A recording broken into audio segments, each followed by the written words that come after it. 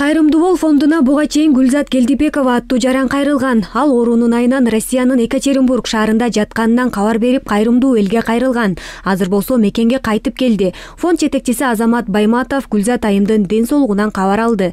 Азыркы учурда анын операциясына 1 миллион сом керек болууда.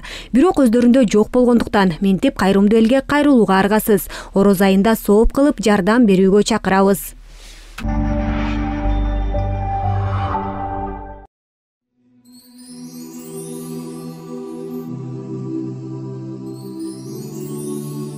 Ассаламу алейкум, урматтуу мекендештер, урматтуу достор. Бул дүйнөдө өзү адам баласы бир келген жашоодо конокпуз, баарыбызга белгилүү. Бирок достор, кайрымдуу бол коомдук фонд деп ушундай бир жакшылык ишин жасап, сооп табайлы деген аракетти биз жасап келебиз. Бирок биздин бул жасап аткан аракетибизге сиздердин тирек болуп, жүрөк болгондугуңуздардын аркасында канча биздин мекендештер, энелер, эжелер, ага ине карындаштар канчалар бүгүн жашоонун улап жашап жатышат. Эми азыр мына бул жерде менин жанымда отурган, биз жанына келип отурабыз, мына Гүлзат деген эжекебиздин. Гүлзат эжекебиздин жашы 50-дө экен, болгону гана. Бирок ошол эл барган Россияга барып иштейин, тырмалаңда оокат кылайын деп эжекемдин жалгыз бой эне бир эле кызы бар экен. Анан эми элдин катарында жашайын деп бир тамташ тургузайын дедим эле Азамат. Бирок өзүм ден соолуктан айламды таппай калдым. Кайра басып барып Москвага, кайра баса албай баратам деп ыйлап кайрылган эженин көз жашы менин жүрөгүмдү оорутtu, аябайчы достор. Муну жакшы уккула, түшүнүп койгула. Эми бул жерде деген баарыбыз каалайбыз жакшы жашашты. Бирок Аллахтын өкүмү экен. Биздин каалоо менен эмес жашоо. Биздин пландар менен эмес, Аллахтын гана планы менен жашаарыбызды унутпайлы. Ошон үчүн бул отурган эжекем бүгүн төшөктө жатат достор. Ушу төшөктө жаткан канчалаган замандаштарыбызды колдон буттан алып, 5-10 сомдон чогултуп, анан ордунан канча кыргызды тургузуп алганбыз. Биз ошондой улуу элдин урпагы экенибизди унутпай, кел досум, колдон келген колсун жасайлы. Анткени бүгүн биз айлардын султаны болгон Рамазан айда турабыз. Айлардын эң султаны, сооп табыпчу ай, кайрымдуулуктун, мээримдүүлүктүн, боорукерликтин, кечиримдүүлүктүн мындай чоң мүмкүнчүлүк. Анткени былтыркы Рамазан айынан быйылкы Рамазан айына канчалаган биздин мекендештер жетпей калдык. Эмдиги жыл корозого жетебизби, жетпейбизби ким билет. Кел бир туган бүгүн жасап калайлы. Анткени эртеңкибиз белгисиз. Аллах баарыңардан ыраазы болсун.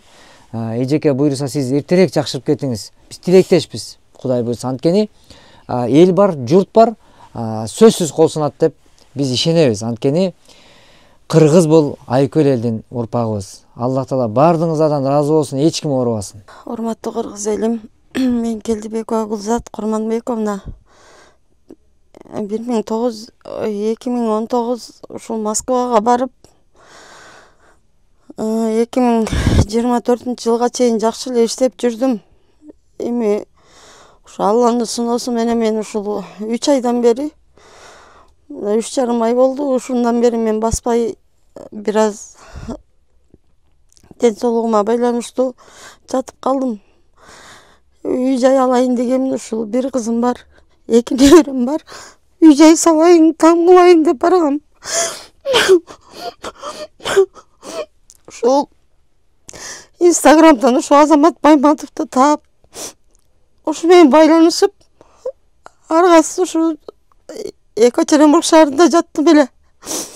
Ошол жака дагы барайын дегенден жок, мен өзүм келем деп мынакей астына келдим. Кыргыз элимден айлансам болот. Көп түкүрсө көл болот дегендей, кыргыз элим. Мени четке карабастан мага жардамыңыздарды бериңиздер. Ушу ата-энемдин бир туугантарымдын астында чуркап ойноп, ушу элгөлдөн баскандай болуп, мен да басып ушу эл арасына кошулгум келет. Сиздердин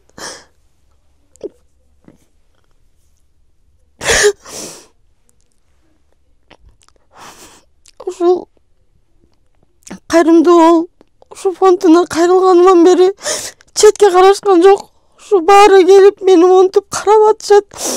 Ушу кыргыз элим, сиздердин дагы ушу Рамазан айында сиздердин көптөн көп өтүнөм.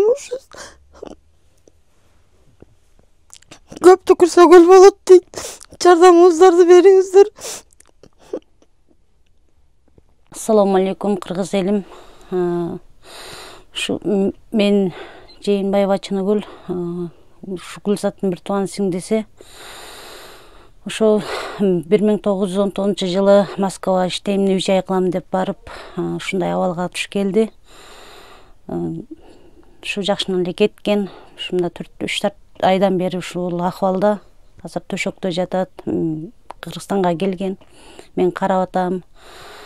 Кайрымдуу бол фондунда бизге ошо кайрылдык жардам берип жатышат. Ушул азыр эжем оор акыбалда. Колдон келишиңизче 5-10 сомуңуздарды аябай жардам кылып койсоңуздар. Азыр акыбалы бул эжем путу.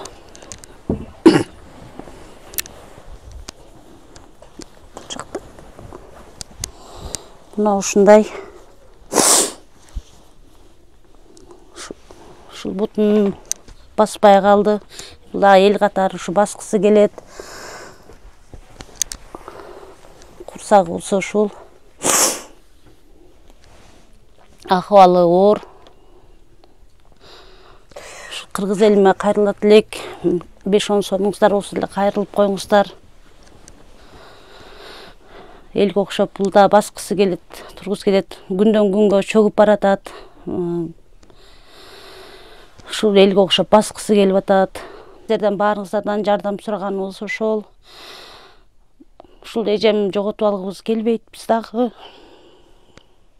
Элге окшоп басып кетсе,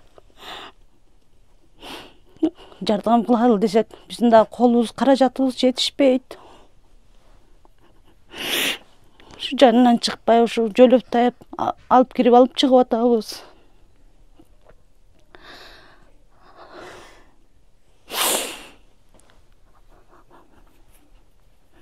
Жардамыңыздарды аябаңыздар, кыргыз элим. Ушул эжемдин басып кетишине себепкер болуңуздар.